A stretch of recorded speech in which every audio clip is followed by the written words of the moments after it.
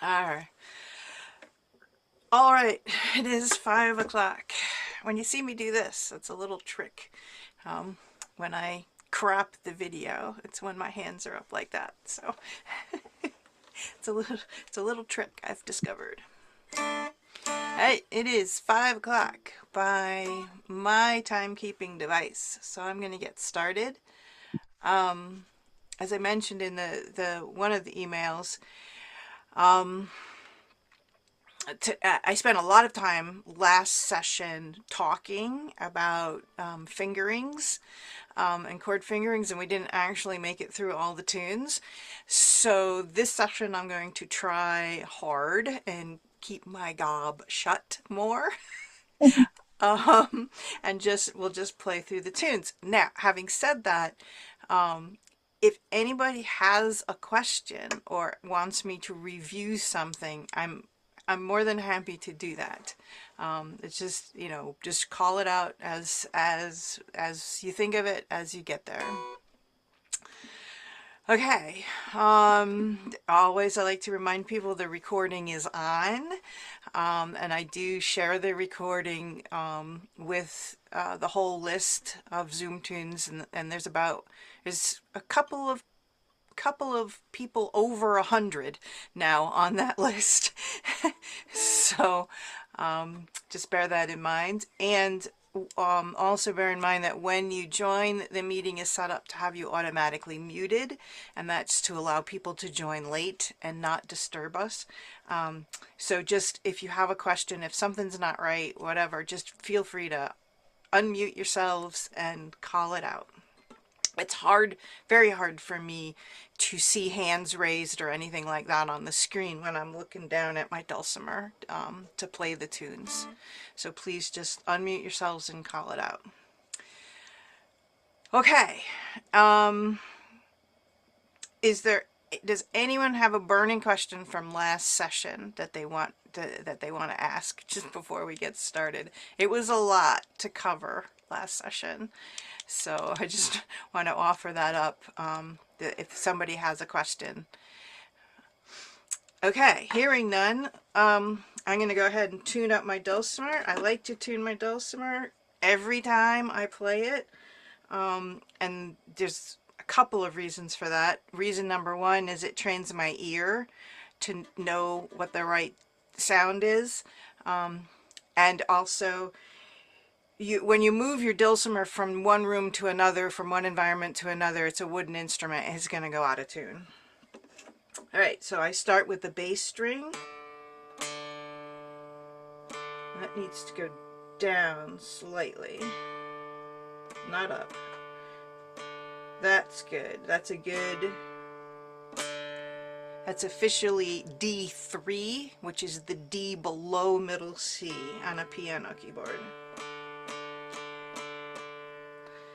And my middle string is tuned to A. That's the A again, just below middle C. Good with that. And my melody string, the one closest to me, that's D4, an octave above the bass string. So for those that want a cute little thing, I can also show you something else. I'm going to turn my camera on for my dulcimer, and you'll see if I fret at position 7 on the bass string, that should be the same as my melody string. And a lot of dulcimer makers put some sort of dot or something there to indicate that's where the octave is. Okay, that's just a quick little side note about tuning. Okay, so we're going to play Four Marys in Southwind as a warm-up, and I'm going to get the music up on the screen if I can get my iPad to cooperate. Share, screen, start. Okay, Yay! And I can make that smaller. Hello, please. And then I can turn off the sound because we don't need the sound. And I'm going to bring up, I use an application called Piascore. I know a lot of people like Fourscore. I prefer Piascore for a couple of small reasons. Either one is fine if you have an iPad that you're saving music on. Alright, so the Four Marys, we've been playing it for a while, so I may pick up the speed a little bit on this one, get it a little bit closer to what most people jam it at. And I will play it through twice. And then I'll turn off the share and pin my Dulcimer so at least for the recording and those that want to see me play it, I'll play it through again twice with my Dulcimer like full screen on your screens. All right, the Four Marys. This is in 3/4 time, also known as waltz time. There is a pickup measure, so I count 1, 2, 3, 1, 2, and then we come in. 1, 2, 3, 1, 2.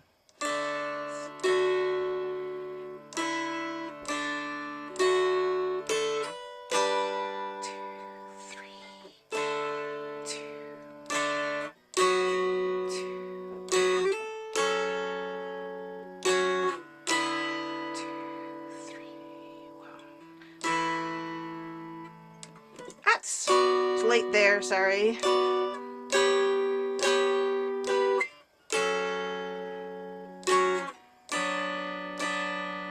Last line.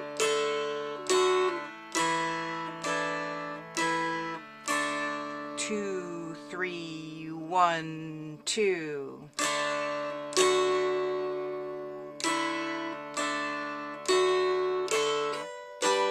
Two, 3, 2.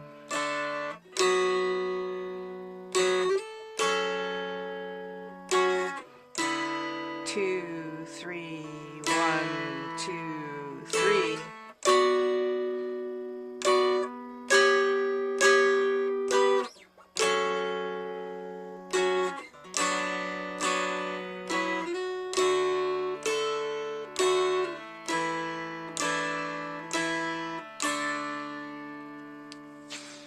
So that's the basic song.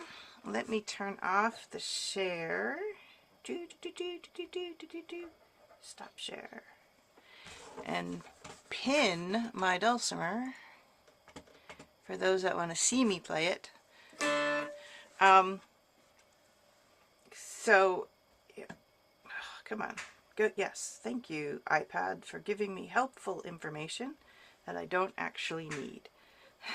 Okay. So one of the things about this song is there are a couple of really long holds. So I emphasize counting in some way during those measures, and you heard me do that a little bit when I was playing it before. One way to count is with your strum. Another way is just to count the numbers out loud. So let me show you what I mean for both of those, and then you can also see me play it at the same time. So I'm going to count again 1, 2, 3, 1, 2, and then come in. I'm going to count. I'm going to do it a little faster this time because I think we can play it faster. So we'll try for a little faster. 1, 2, 3, 1, 2. 2, 2, 3. 1, 2, 3, 1, 2. 2.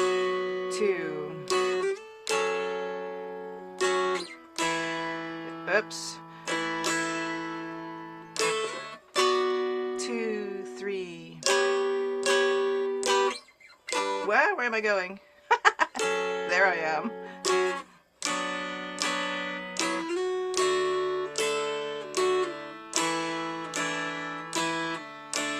2, 3, 1, 2. All right, so most people aren't going to count if they're playing quarter notes through a measure. So for like the last line of the song, they're all quarter notes, so they get one beat. But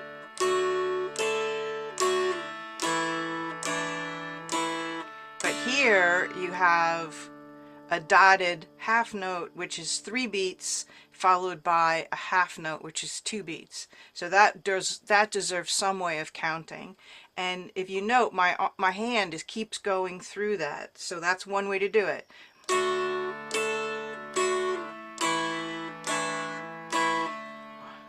2, 3, 1, 2. It's still in your head. You have to count. So the other way to do it is just to count it out loud. So 2. I'm just beginning at the last line. 1, 2, 3, 1, 2. Now, I emphasize that when you're learning the song, you want to hit the correct timing. When you're learning the song or when you have to play it with other people, you want to be very careful about your timing. So use a metronome, call out the timing or whatever. However, if you are a solo playing this song, you would not play it with that very staccatic sounding tempo. In fact, when I play this solo, I'm actually finger picking, so that would sound more like this.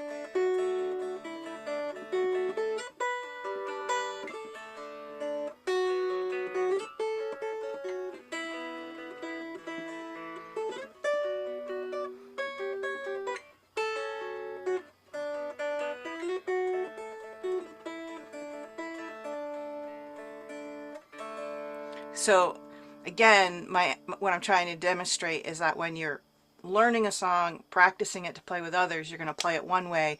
But when you want to solo perform it at, a coffee shop or for your friends or whatever, you want to be a little more flexible with the timing, because that's how you add emotionality to the song. Okay. Any questions about Four Marys? Anybody want me to play it again? Okay, hearing none, let's move on to Southwind. I'm going to leave my Dulcimer up for just a second, and then I'll put the music up in a minute. So in Southwind, there's a bunch of eighth notes as well as dotted quarter notes. And for eighth notes, like the first 2 notes, I'm strumming out and then strumming back in when I move my finger. So the first 2 measures are 4, 3, 2, 1, 0. Right? So I'm using my strum hand out and in to really emphasize the rhythm of the song. And if you keep this rhythm going, it's very helpful throughout this song to get the dotted quarter notes. Because it's the in strum for the 1 and then the out strum again for the open 0. All right, getting the music up so you can see what I'm talking about for those that don't have the music in front of you. Yay! Screen, start. Woohoo! Okay, all over again. Again, I'm breaking my promise to keep my gob shut. I promise. And I don't know what's going on with my phone, but I hate when it blows up like that and there's some sort of emergency going on. No. Okay, good. I will ignore my phone. Okay. So this is Southwind. Beautiful, beautiful. Again, a waltz, 3/4 time. Again, it has a pickup 2 notes, but it takes the space of 1 beat. So I will count 1, 2, 3, 1, 2. Oi! I don't know how to silence that, people. So I'm turning my phone off. I'm sorry. Power off. Come on, you can do it. Yes, please. Power off. It's really hard to turn off a cell phone. Wow, imagine that. I had to press it 3 different times. Okay. Southwind. Beautiful waltz. Again, 3/4 timing. There's a pickup measure, So again, I count 1, 2, 3, 1, 2, and we come in. And 1, 2, 3, 1, 2.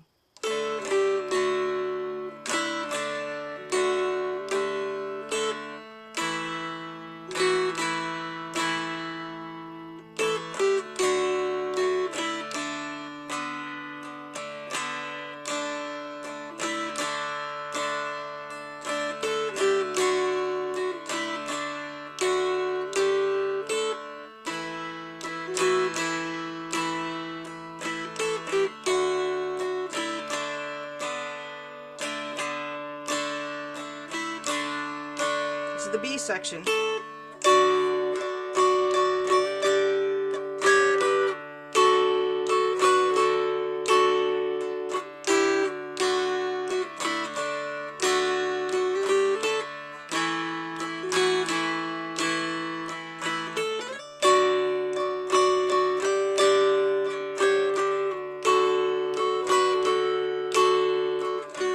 Ah! Whoop. Messed that up. Going back to the beginning.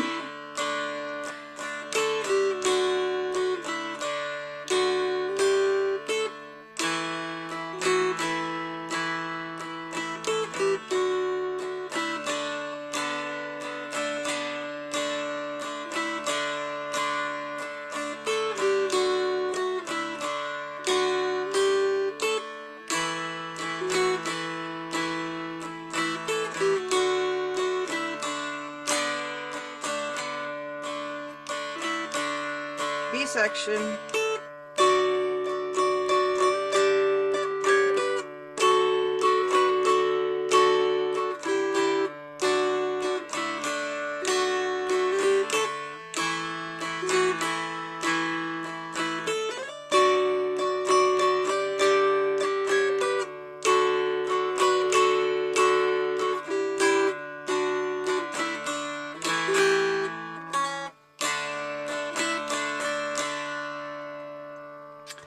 Okay, for those that want to see me playing, I will shut off the share, and hopefully my dulcimer is still pinned. Yay! Okay.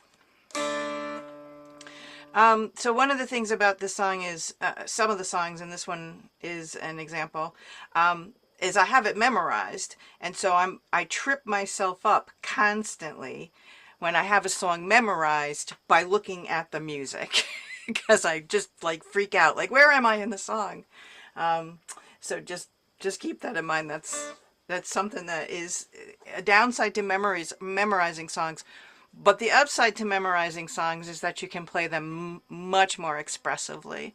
So please do, if you can, memorize the songs, or even large sections of the songs. If you just do it measure by measure. All right, I'm going to play this one again through twice, and I'm going to count in like I did before.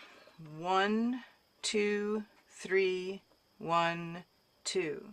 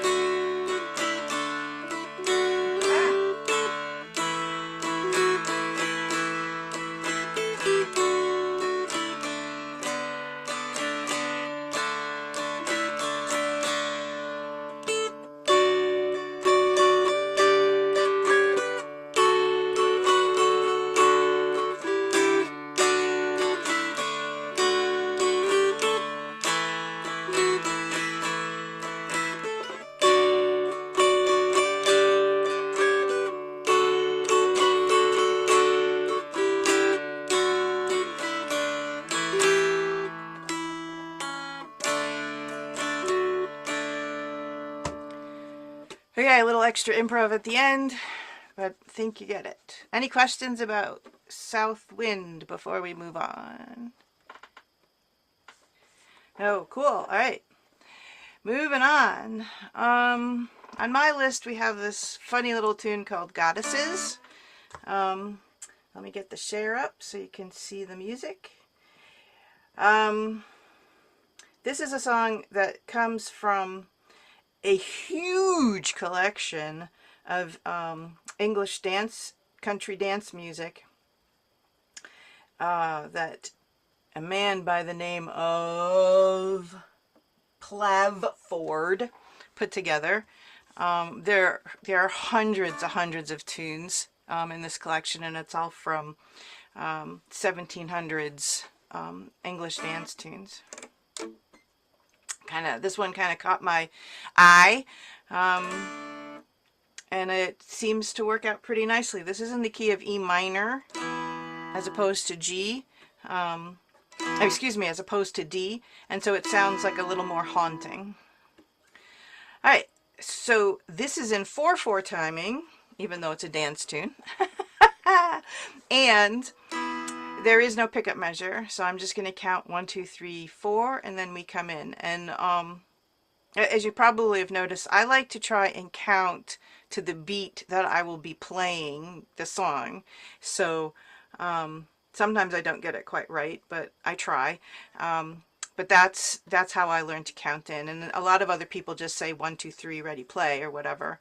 But that doesn't give you a sense of how slow or fast to play the song. So I hope my way of counting helps you a little bit about how fast we're going to play. All right. 1, 2, 3, 4.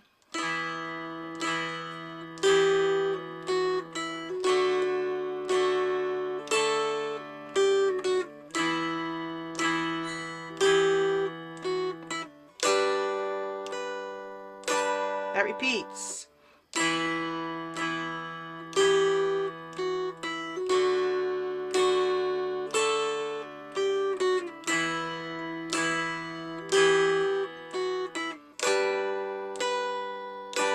Big jump.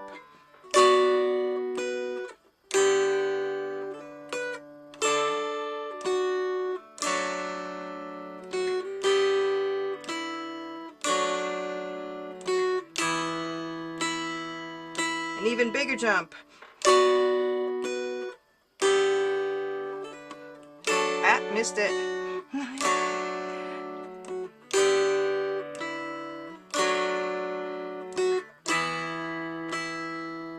Back to the beginning.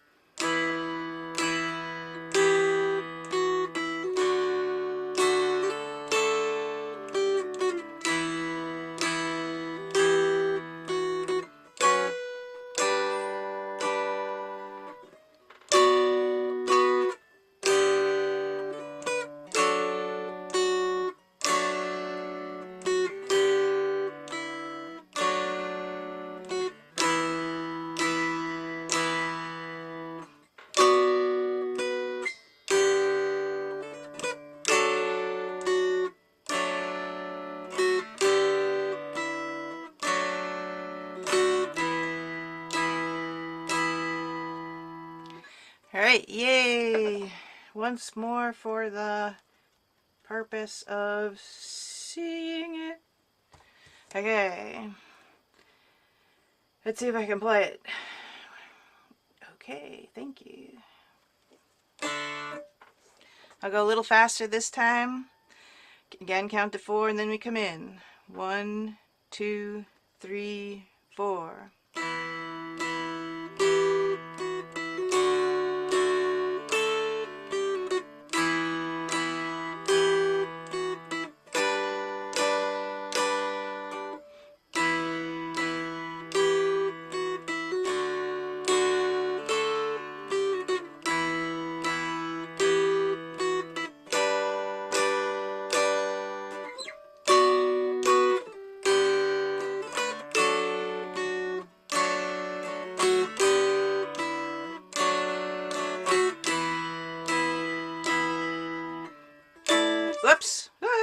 start that again.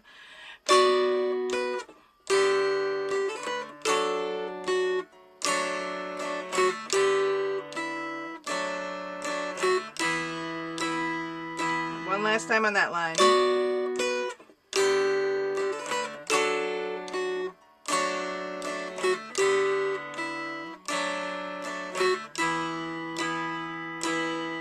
Yay! Another example where the tune is sort of in my head and I'm looking at the music and I'm messing it up. Any questions on goddesses? We're gonna actually come back to the song later on, hopefully, and play it in a different key with some finger picking. So we'll see that in a bit, hopefully, if we get there, if I keep my gob shut. All right, John Stinson's. Now, if you're a more advanced player, there is a different version of John Stinson's in the share. So this is the sort of beginning method, beginning way of playing the song. There is a version in there that has hammers and pulls, and it looks like that. So that second measure has a bunch of hammers and pulls in it. Those are fun if you want to practice that. So if you're a more advanced player, please do try to play that version. But I'll have this beginning version on the screen for most folks. All right, again, this is a 4/4 timing. There is no pickup, so I count 1, 2, 3, 4, and we come in. This is the standard AABP BP thing that most fiddle tunes employ. So the first 2 lines repeat and the second 2 lines repeat. Hey, Lena, Yes. are you doing number 2? John Stinson number 2? Yes. I don't see the sheet music. I'm sorry. I forgot to share it. Or, Checking. thank you for calling that out. All right, here we go. There we go. So this is the beginner version. Notice the second measure. This is the more advanced version. The second measure has hammers and pulls on it. Okay, so just bear that in mind if you want to play the more advanced version. I hope you encourage you to print that out and try it. But let's stick with this one for now. Okay, I'm going to count to 4 and we come in. 1, 2, 3, 4.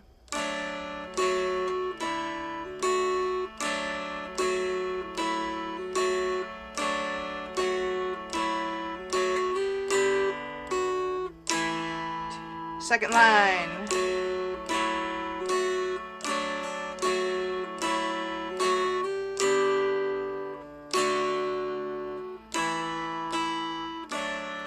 First line.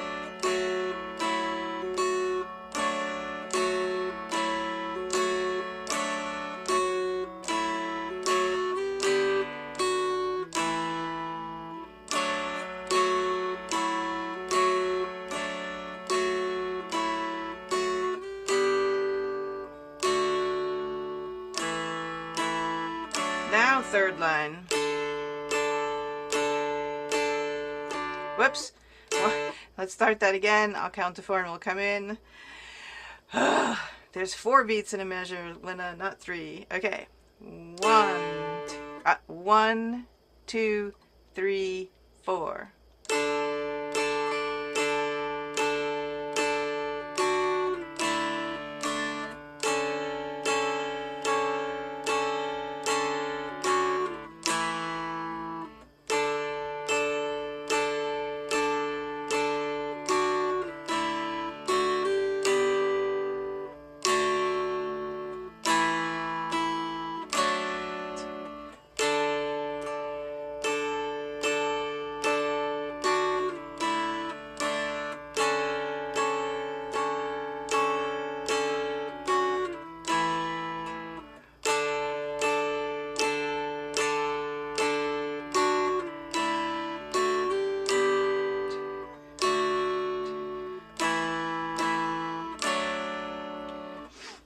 All right, so that's another good example where it's a good idea to count when you have a lot of repetition.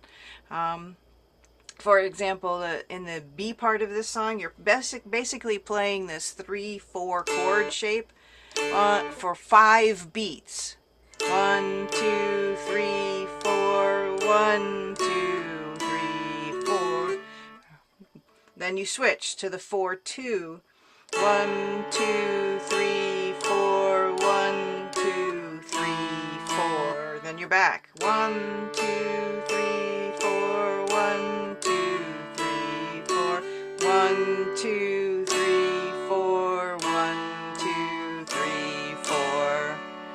Okay, so I'm not calling out fret numbers. I'm calling out beats in the measure there to be more explanatory of what I am doing. All right. So when you have a lot of repetition, it's also a good time to count the beats. All right, I'm gonna do this without the share on. Woohoo! I hope. Yay. Okay. Um, let me get rid of that. Again, I'm going to count to 4 and we come in. 1. If you notice, I'm holding my 2 on the bass string for the entire time, almost. Certainly for most of the first 3 measures, and I'm just rocking my thumb back and forth on the 2 and the 1. So my thumb on the 2, my pinky on the 1, going back and forth like that. Okay, counting into 4, and then we come in. 1, 2, 3, 4.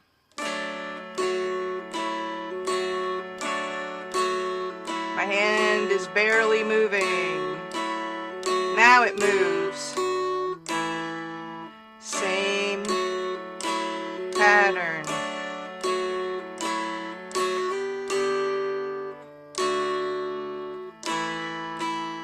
Back to the beginning.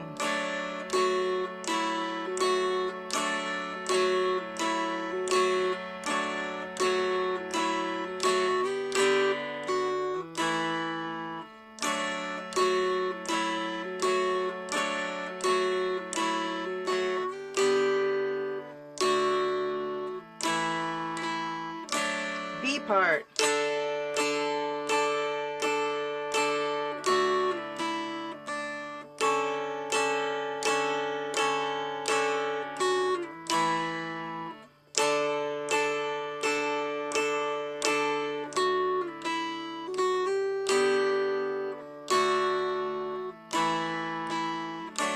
B part again.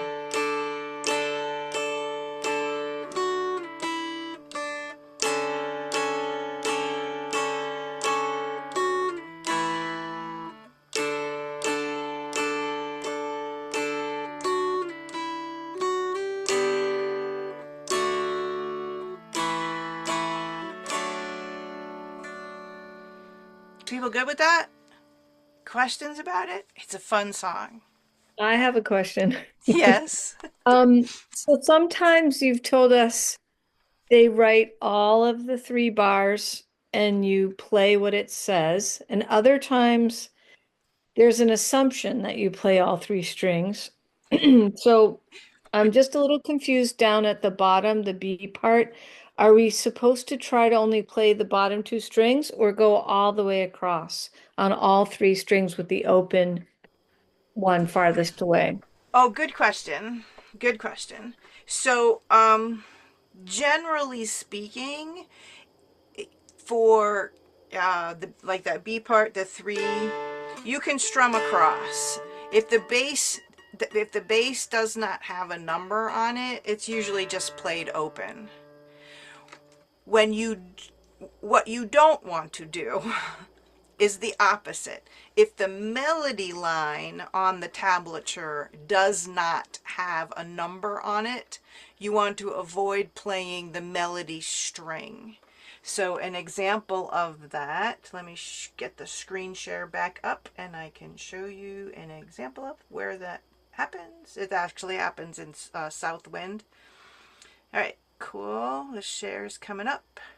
Um, so if we go back and look at Southwind, go away, get my writing tools up. Oops, no, my writing tools, thank you.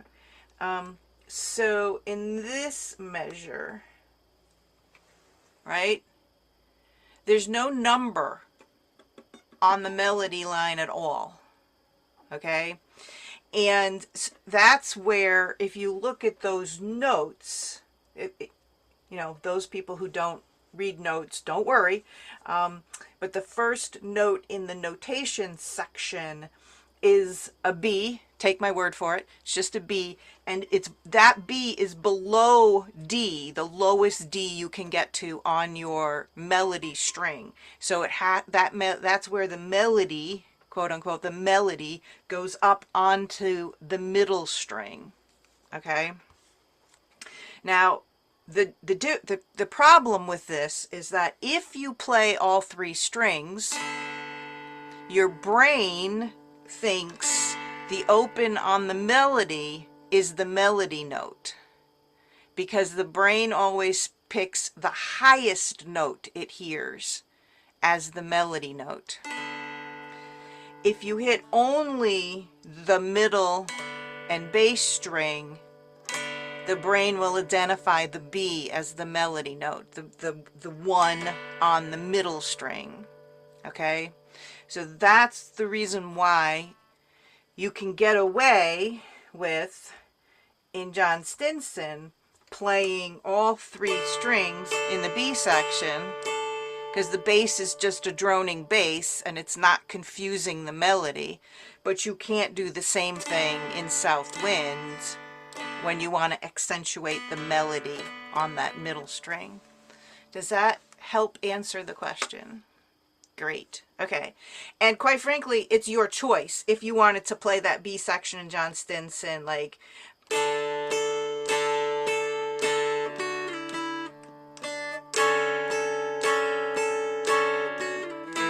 right, where I'm just picking the melody, where I just have it as a just single 4 on the melody and nothing on the middle. You know, that's your choice as the player to interpret the arrangement how you want it.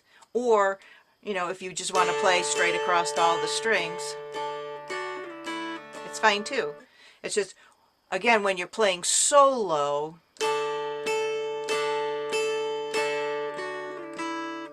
kind of has a nicer sound to it than strumming straight across all of them. Does that make sense? Okay. So yeah, as a more advanced player, as you are, Michelle, as you're advancing, you are. Yeah, don't. So the in-joke is Michelle and I know each other personally. She comes to an in-person gathering that I have monthly, and she's been for 2 years or more. A steady participant. So as you're advancing, it is important to take tab as a suggestion, not as the rule of how to play the song. You get to choose how you want to play the song, how it sounds good best to you. Okay, any other questions about John Stinson or any of this before we move on? Cool. Moving on. Again, this is the more advanced version of John Stinson. Pretty Saro. There are actually 3 versions of at least 3, Pretty Saro in the Google Share. One's a low melody, which is this one. There's also a high melody, again on a standard DAD dulcimer. And there's also a baritone version. And this is for a baritone tuned A-D-A. Most baritones are tuned A-E-A. So, I don't know why. I just thought it sounded better. So, arrangers are nutty people. Just take that for granted. We do strange things. Okay.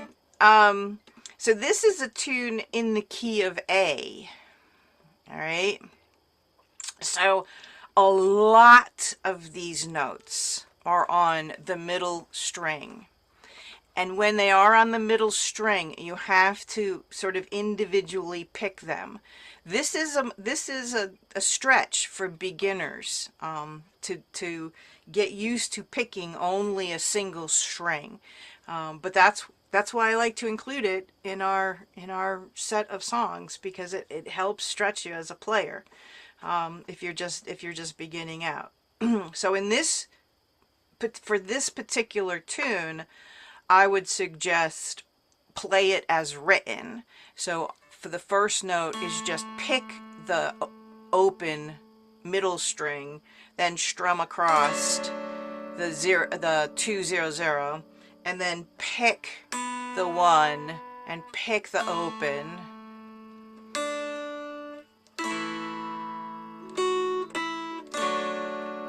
So thumbs up if you see what I'm doing. All right. Okay, now I realize it's, that's harder to do, but there's a lot of great songs that are what are called cross-picked. So instead of playing up your dulcimer fretboard so high, they're actually played on all of the strings down here. And you can play them faster when they're cross-picked like that, and you can sing with them easier. I don't know about anybody. I can't sing this D way up here or any of these notes. I can't even hope to sing them. So, all right. This is again a waltz in 3/4 time. I'm going to count to 1 2 3 1 2, and we come in. And it's a slow song anyway, so I will go pretty slow. 1 2 3 1 2.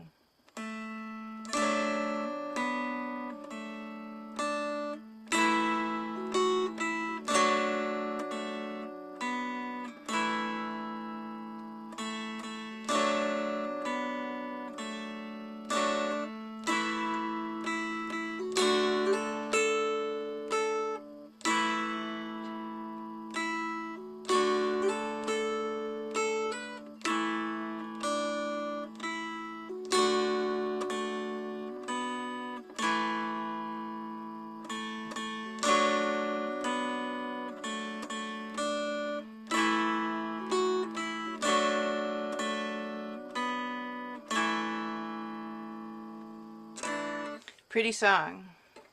All right, so let me I'm going to turn off the share in just a second. One thing I failed to mention, and you'll see this when I play it with my dulcimer pinned, for that first measure, I'm not letting up on that 2 on the bass when I play the 1 on the middle and the open in the middle. So that's ringing. That 2 on the bass continues to ring until I go to the A chord. Okay? If I didn't do that, you'd lose the sound of that D chord. Watch.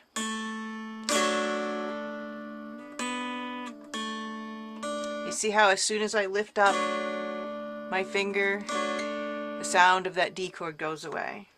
So do practice your fingerings so that you can keep those fingers down.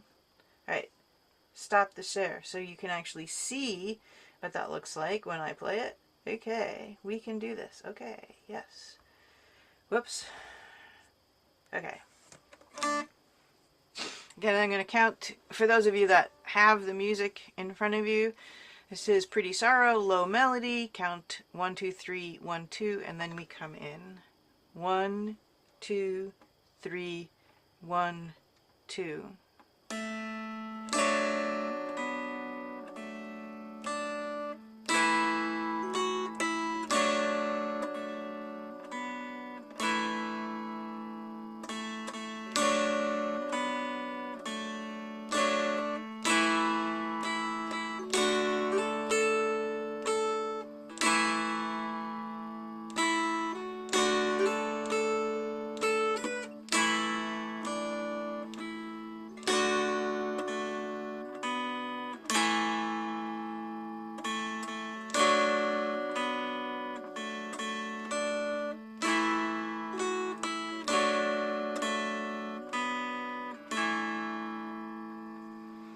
So again, it's just an important thing it's an important principle of playing essentially a three-stringed instrument. Once you put your finger down on a fret, don't lift it until you have to, because as soon as you lift it, the sound goes away, right?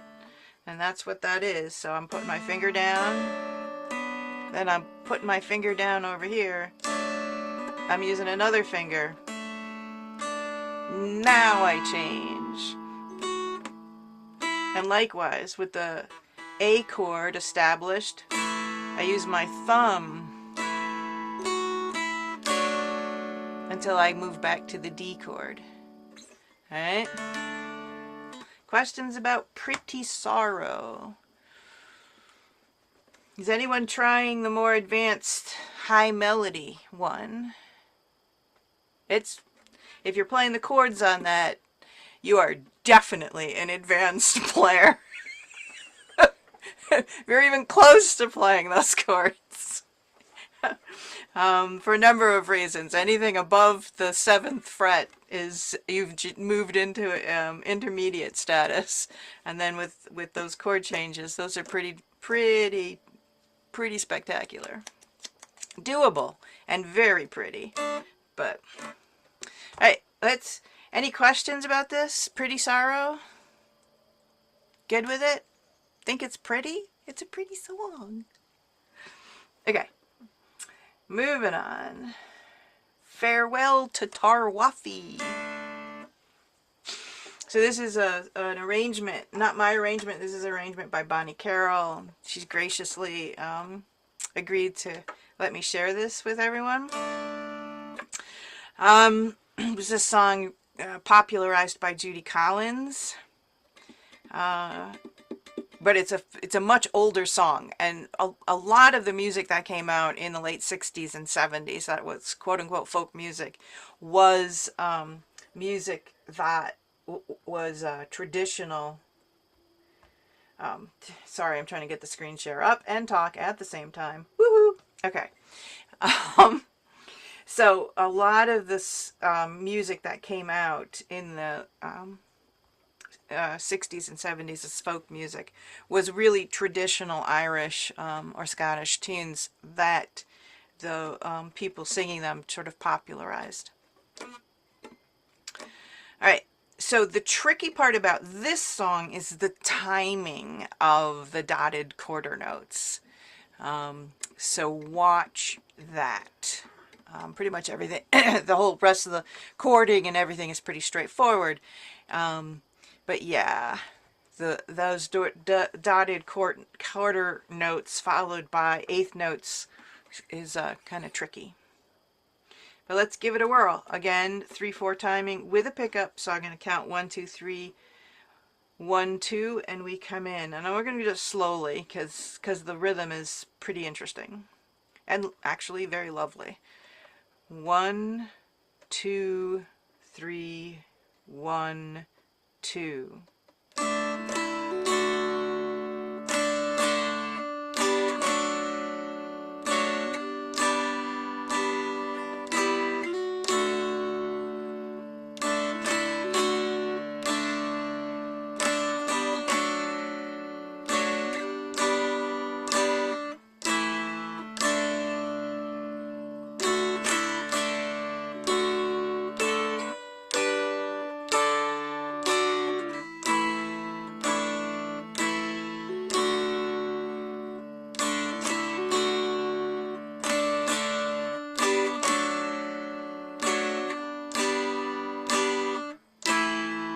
Back to the beginning.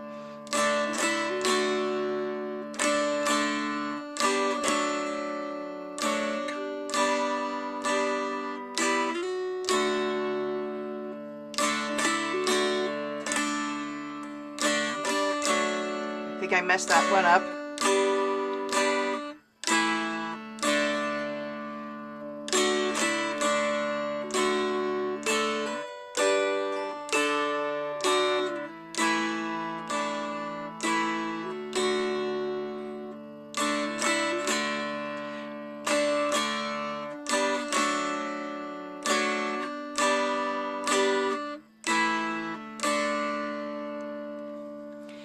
very pretty song.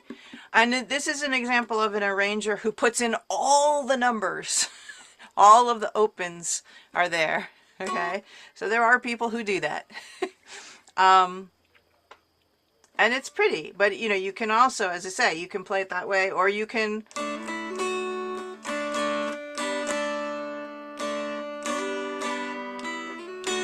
pick out individual notes, right? Still your option. Alright, let me take the share off so you can see it. Me playing. Stop share. Get the music back up so I can see what I'm playing. There we go. Alright. And again, the trickiest part of this is just getting the rhythm. And this is where practicing with a metronome that has a different beep. For example, oh, you won't be able to hear it. I have a great metronome that for the beginning of each measure, there's a different tone, right? So it's like ding, boom, boom, boom, ding, boom, boom, boom, ding, boom, boom, boom. So it really accentuates the beginning of each measure. And you know, when you're first learning songs in a group, it's great to just try to play the chords at the beginning of each measure, right? And when you practice with a metronome like that, you can really start getting that. All right, but that also helps in a song like this, where the rhythm is a little tricky. All right, I'm gonna play it again so you can see it with my dulcimer. Again, I count 1, 2, 3, 1, 2, and we come in. 1, 2, 3, 1, 2.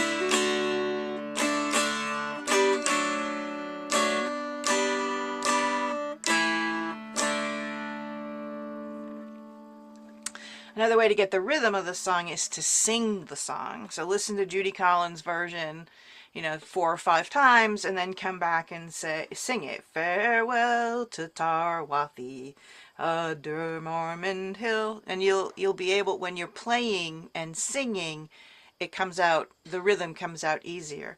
I can't sing to save my life, but I still sing when I'm practicing sometimes because it helps me learn the song better. All right, questions about Tarwathie? I have no idea what what these names mean, though. I can't answer that question. No? Okay. Let's move on to Scarborough Fair. Now this uses a capo. Hey. Oh, I should back up a second. Yeah, oh, sorry, that was in the key of D, that Tarwathie. Scarborough Fair is in the key of E minor.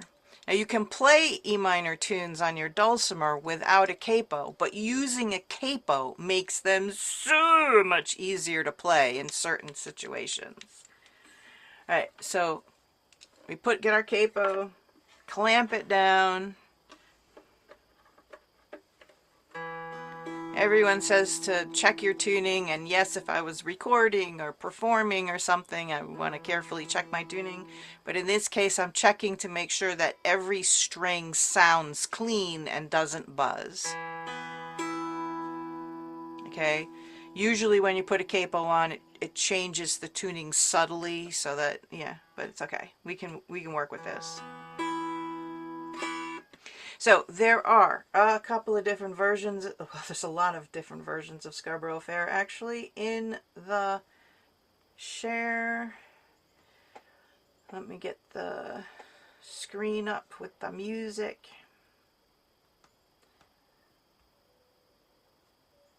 So this is just sort of the basic melody.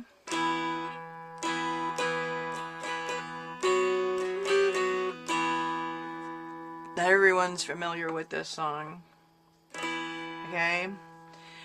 Again, at the end of the tune, there's one note. That's a D.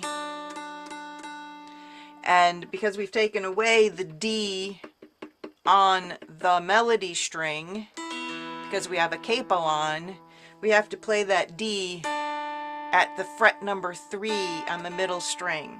So that's in measure 13, the first measure on the last complete line of music. There's a 2, 0, 2, then you just drop your finger and pick that 3. Okay, and that 3, that D is also at the end of that same line. So don't let that trip you up. But there's a trade-off when you put a capo on. Yeah, you have to find those notes someplace else. All right, shall we play through this way? I'm going to count to 3, and then we come in. There's no pickup measure. 1, 2, 3.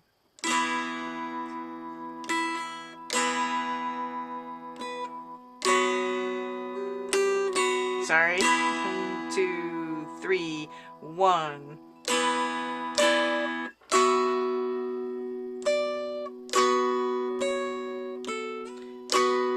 2, 3. 1, 2.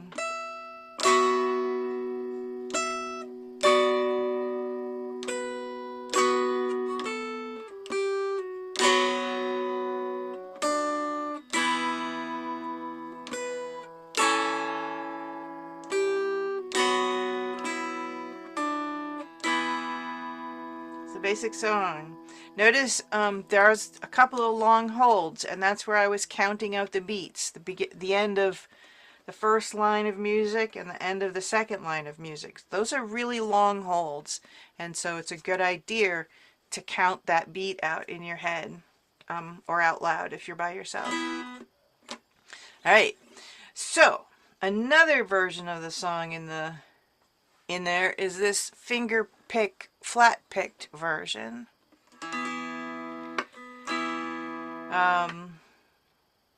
So happy to play this one through. All right, we'll play it slowly. And in this case, you're basically playing it exactly as written. And this is essentially what this is a fancy word called arpeggiating the chords. All right, so instead of strumming across for the first just open chord, the first note, I'm arpeggiating that. Okay, and I'm doing it in a time where I pick up the second note, which is open, as the last of that, and then go up again.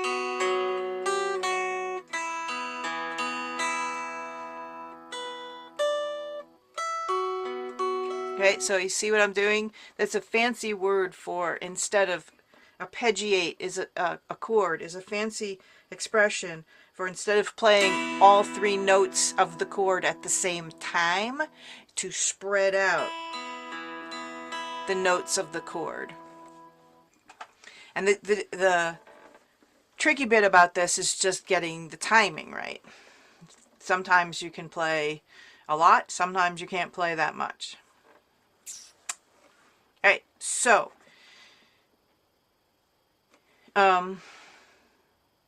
Let's give this a whirl. I'm going to count to 3 and then we come in slowly. 1, 2, 3.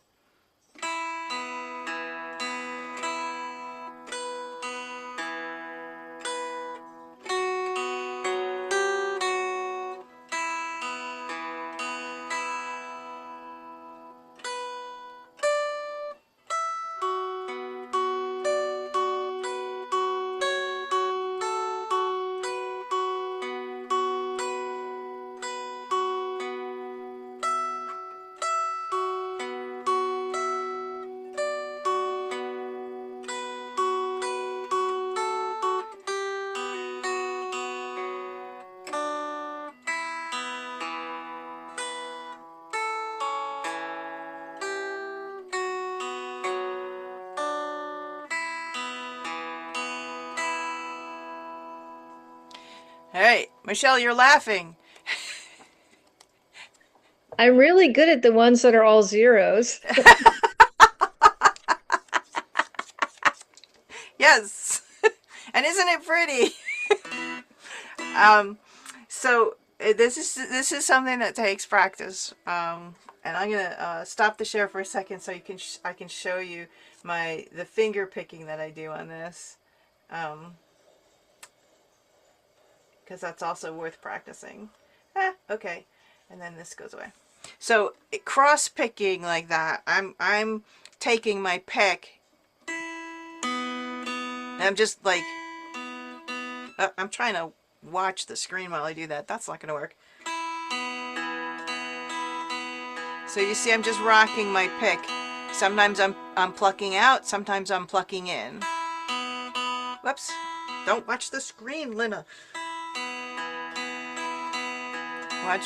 Watch my strings.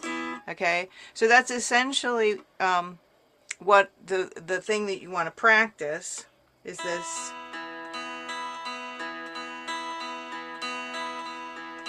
All open. Great way to practice. And then you start, the way to move into this is to sing the song while you're looking at the tab. So, are you going to Scarborough Fair? Parsley, sage, rosemary, and thyme. I won't subject you to my voice too much.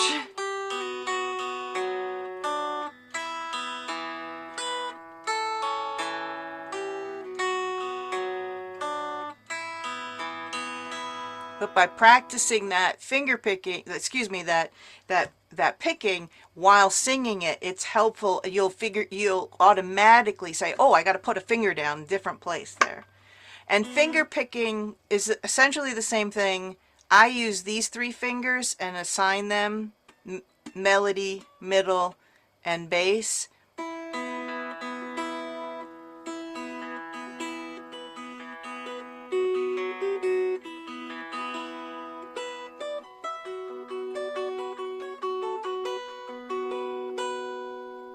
Right?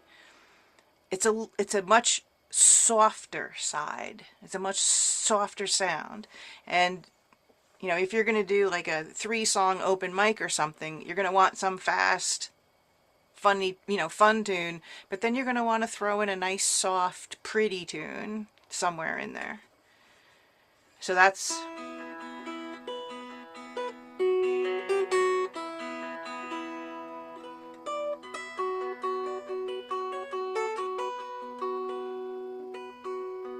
it's really pretty. Okay.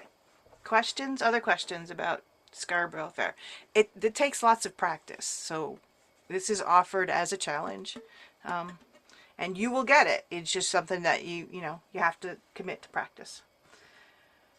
Okay, House of the Rising Sun. Woohoo! Start broadcast. So again, House of the Rising Sun. There's a few versions in there in the share. This one says Capo 1. There is also a version that is no capo. So if you don't have a capo, you can play along with this version. It's a little harder to play because everywhere there's a one, you have to hold down the ones, right? Because when you have a capo on at the first fret, that's holding the ones down for you. So anyway, let's look at the capo version. Um,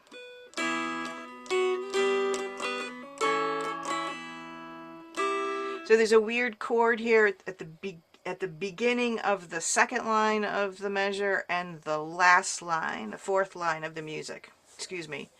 That's measure 4 and 12. It's a very common chord in any other instrument. It's a C chord, and that's 6 on the bass, 6 on the middle, and open on the melody. Okay? If you have a 1.5 fret, you can change that 6/6 open to open 1.5 open. That's a C chord.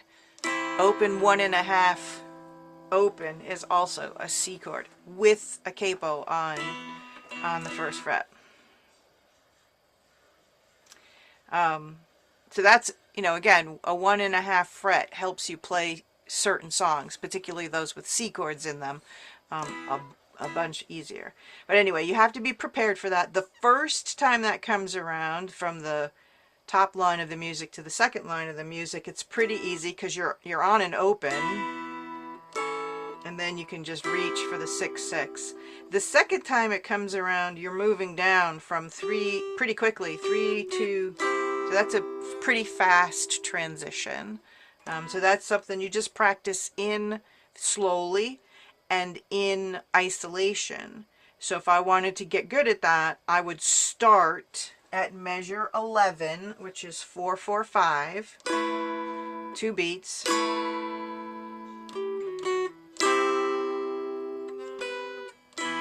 And I would just do that over and over again. I'd play measures 11, 12, and 13 over and over and over again, very slowly. So I'm talking this slow.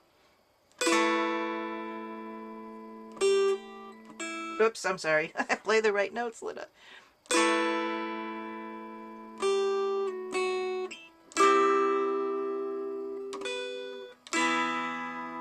Okay, or even slower if you have to play it slower. But if you play that over and over again, you'll get that chord transition, and then if you play it slowly, it'll be easier to play it speeding it up. So let's play this through 3/4 time with a pickup measure. 1 2 3 1 2, and we come in 1 2 3 1 2.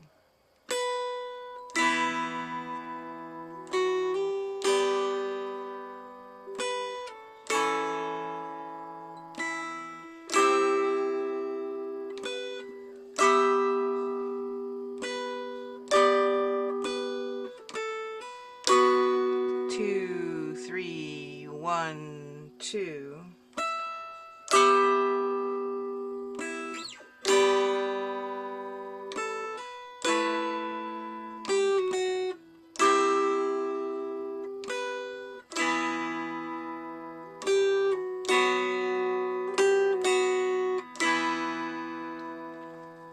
Yay, pretty.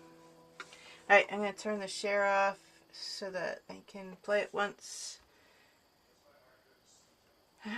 without the music in the way. Okay, go away. Yes, please. Thank you. Thank you for letting me know that. Okay. 1 2 3 1 2.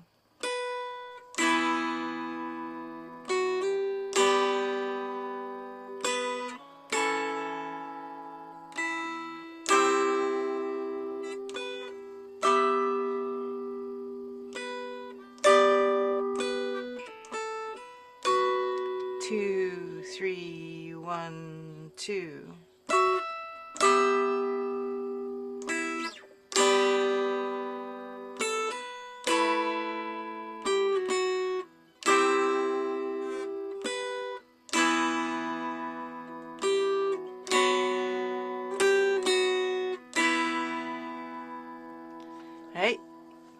And there's also a finger picking, flat picking version of this. Again, this is just arpeggiating the chords.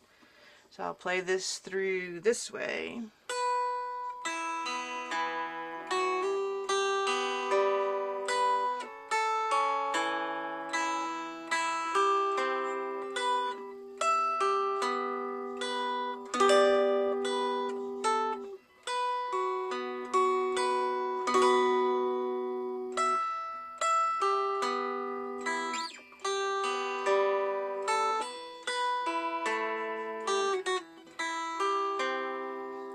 Where am I? What am I doing? Okay. I can play this song. So if you're using your flat pick, sometimes it's easier to be down here in the strum hollow. So just bear that in mind. Okay. Questions about House of the Rising Sun. So these arpeggiated chords, you can put those in any song. You can choose to add them wherever you want, as long as you have the time to do them. So like a half note, right, up here. You know, I have time. That's a 2-beat hold. So 2, right? So those are all pretty long holds, right? Not really long, but so anywhere there's a hold like that, you can add an arpeggiation to the chord instead of playing it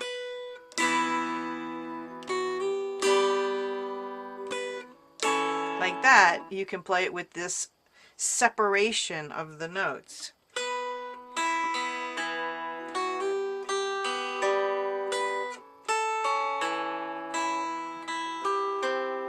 You can do that in any song. And it just adds some really pretty stuff. Again, if you're playing with a group, a band, that may throw people off, right? But if you're playing solo, it's a really nice thing to learn. All right, here's Road to Lisdoonvarna. And this is not a beginner arrangement of this tune at all. If you are just learning it and you consider yourself a beginner, then just play the melody line, right? That's that down there and continues on all the lines. So just bear that in mind. This is, no one would look at this and say, oh, that's for beginners. Everyone would look at that and say, ooh, that's an advanced intermediate. or an, you know, certainly not even a beginning intermediate song. And a lot of that is because, why? Because when you get to the B part,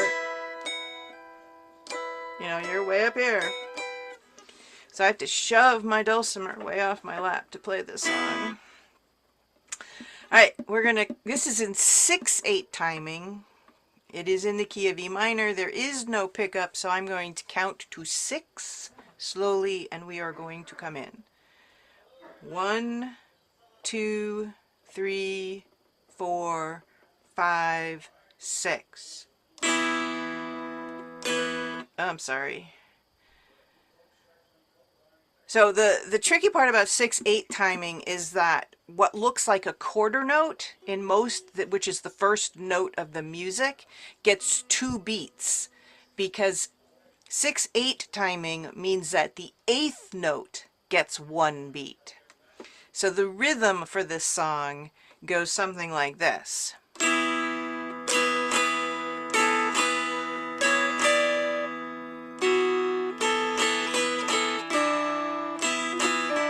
Right?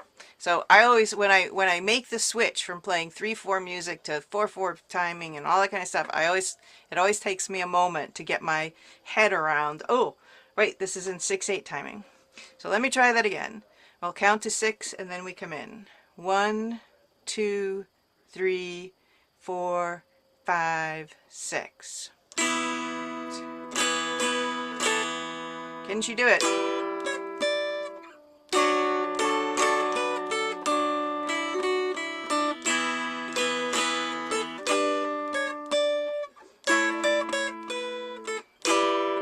The other problem is I can't play the song slowly. Ah!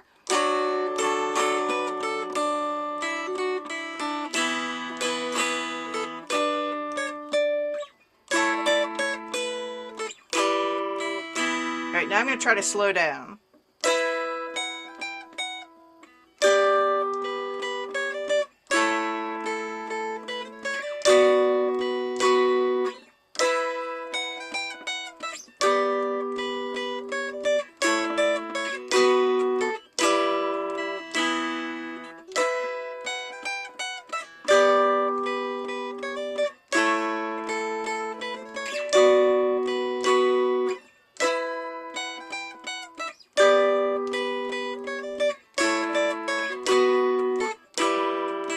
Back to the beginning.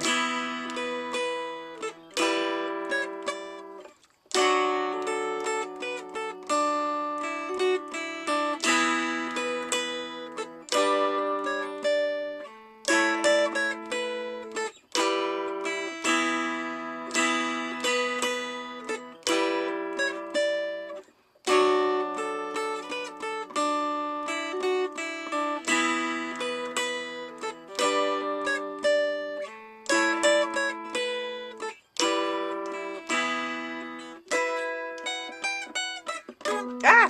Can she do it?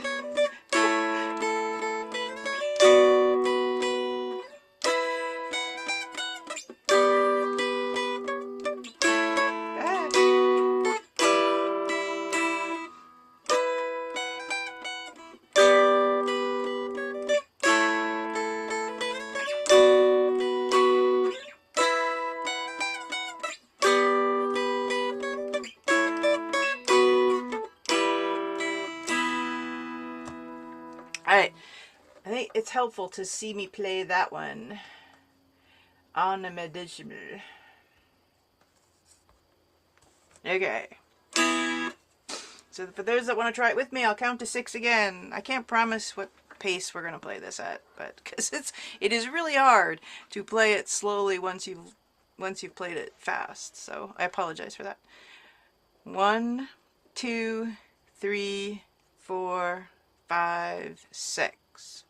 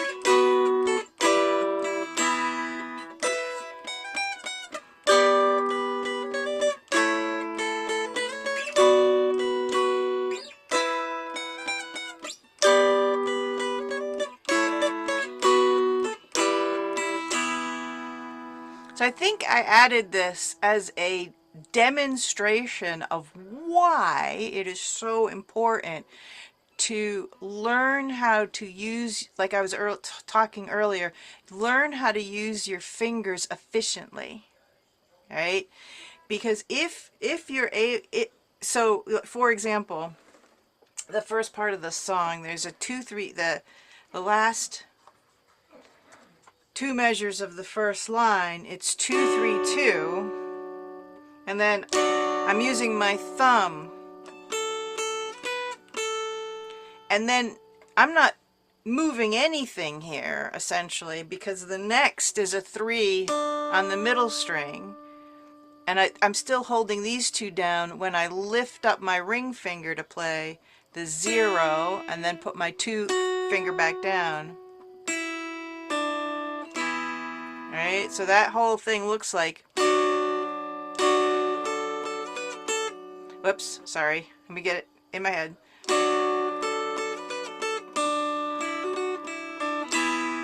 Alright, see how I didn't move my hand very much at all.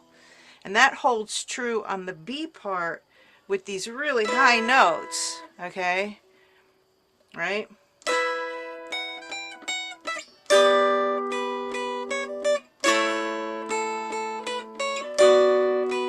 I'm trying to move my fingers as little as possible to play through all of that smoothly. And now I'm in this position and I have to slide back up to 8 with all of my fingers. It's a 5-5-5. Slide all the way back up to 8.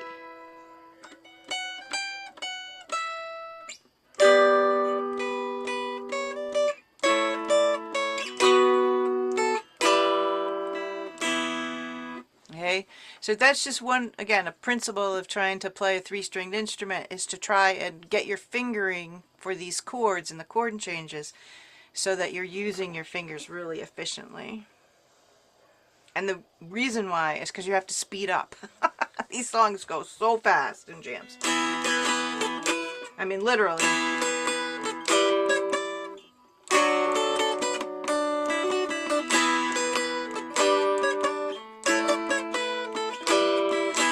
I mean, that would be considered slow. So, sorry. All right. Goddesses number 2. What time are we at? 23. Okay. Okay, 2 more songs, and we've almost made it. Yay. All right, so get this share up. So, share, screen, start. You don't need, yeah, okay. Yay, thank you. Close that up, get this over here, got that to the side. Now this tune is in the tuning of DAC. This is Goddesses in tuning of DAC, no capo, so we take our capo off. Woohoo! And this puts us in the key of D minor. So all those people online say, you can only play in D. Forget it. We're playing this one in D minor. So we take our our melody string, now tuned to D, and we're tuning it down to C. Down, not up.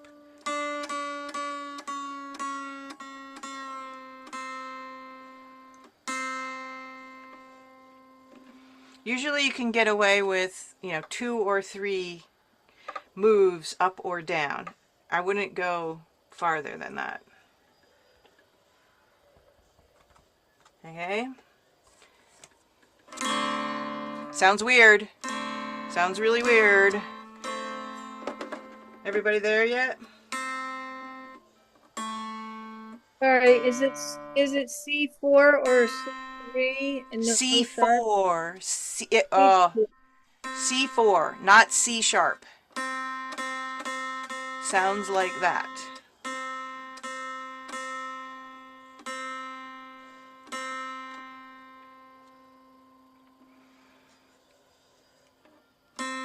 Folks there, give me a thumbs up when you reach it.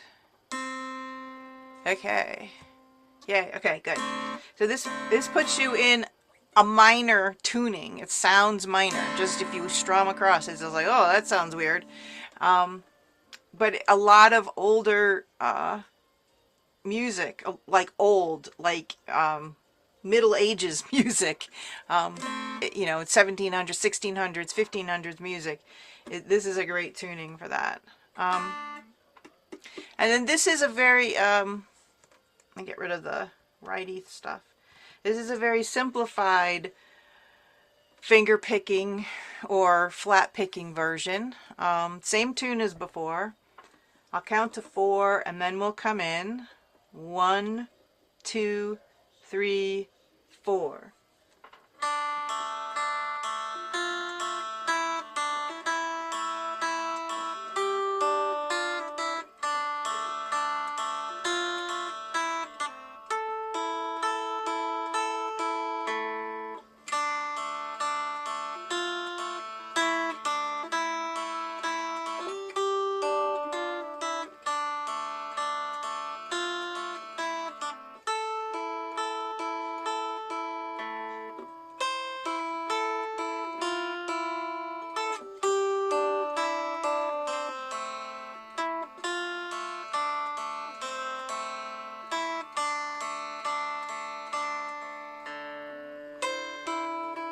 Sorry.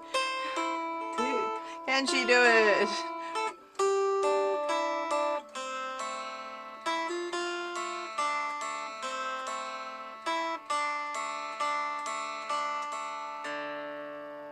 This is a very haunting sound. So much haunting. All right, I'm gonna turn off it so you can see me play it. Okay, one time. All right.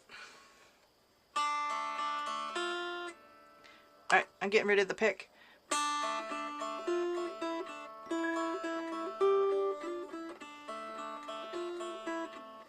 Ah!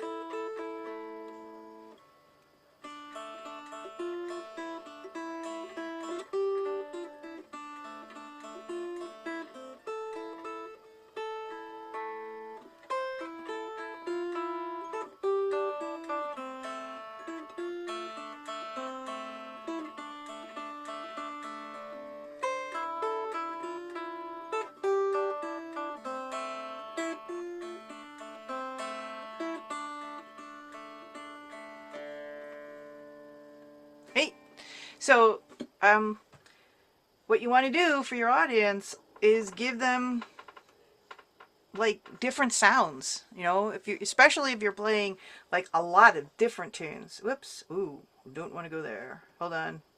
Okay. Sorry. All right. And that's what you get to do if you're playing, if you switch it up to finger pick one song or not, or change the key of the song so that it sounds minor. All of that stuff helps provide interest to your audience. Okay, last tune, Six Little Ducks. Again, we're going to retune, but this time we're going to retune our bass string. So our middle string stays at A and our melody string stays at C.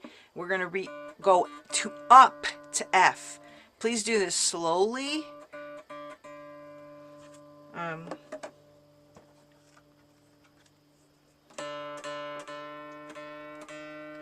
going up. I'm at E flat, E, and then it's going to immediately go to F. There's no E sharp.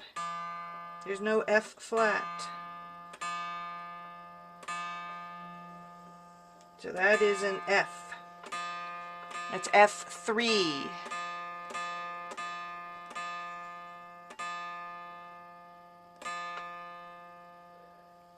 Thumbs up when you get there.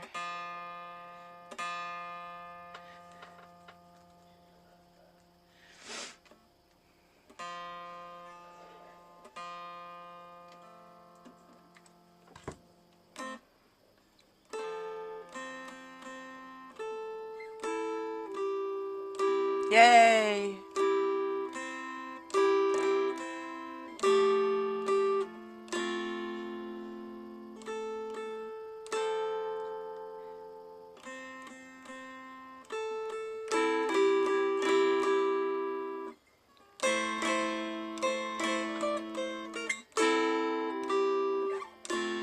Is everybody there? That's my F on my bass string.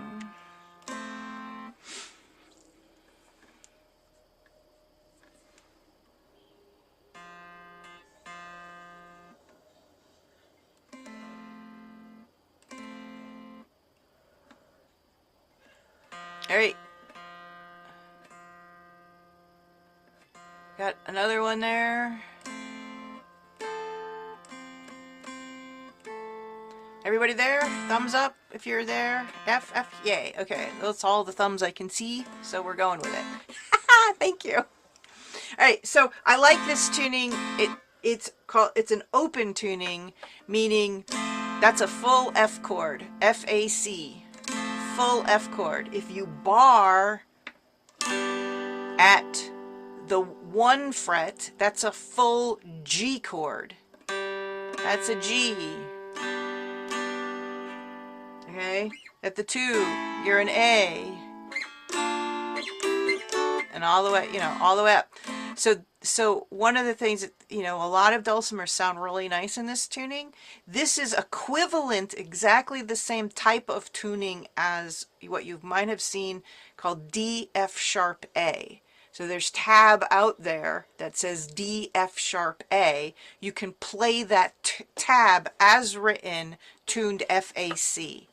I find D, F sharp, A harder to get into because my A on the melody string becomes very floppy and doesn't sound crisp. So on my dulcimer, with my strings, I prefer FAC. And that's, every dulcimer is different, every set of strings is different. But anyway, we are playing in the key of F. This song.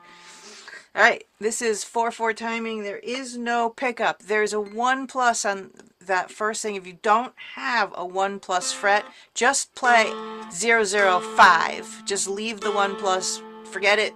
Think that it doesn't exist. Okay, the difference between the sound is this is with the 1+.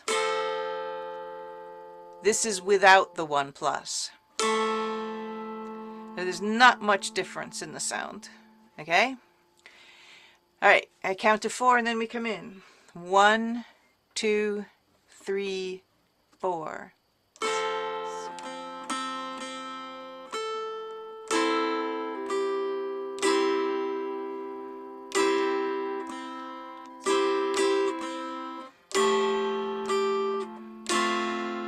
Whoop.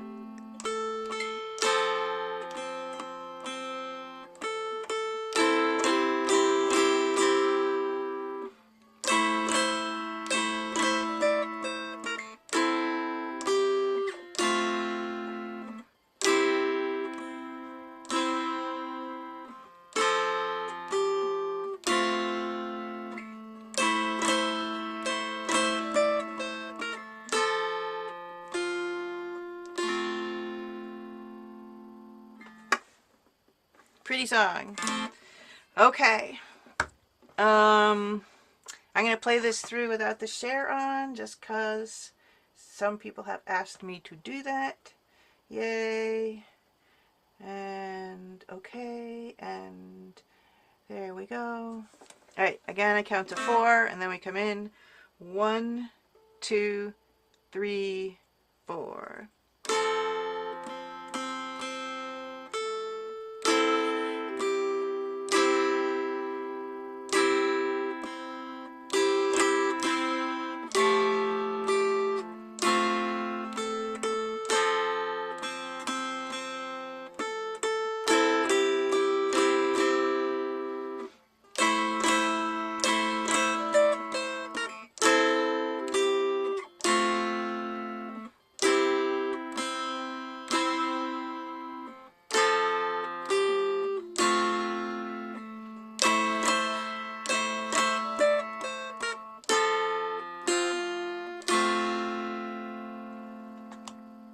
Pretty song.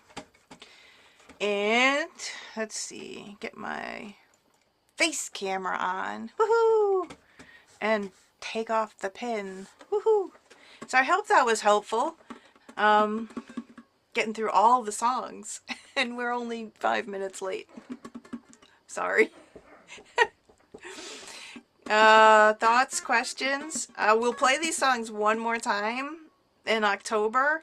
Then for November and December, we'll switch to holiday music. And then in January, we'll start a whole new set of music. So if there's a song you want to learn, send it my way and we'll get it. I'll get it on the list. Questions, thoughts? No? Good? You guys keep showing up. I suspect that you enjoy it somehow. Even with all my mistakes and stuff. We're just desperately trying to retune our dulcimers. I see, you're quiet. Yes, remember you're in FAC tuning. Again, if you wanted to explore D, F sharp, A, you can play it in this FAC tuning. And it kind of sounds, to me, on my dulcimer, it sounds much better than D, F sharp, A. And it's a great tuning. Okay, cool. Well, I will send out the recording in a few days, and You know my email address. If you have questions or extra issues or other music that you want to learn, just send it my way. Again, we'll play these one more time next week. No, next month. Oh, sorry. Um, and then we'll move on to holiday music. All right. Bye.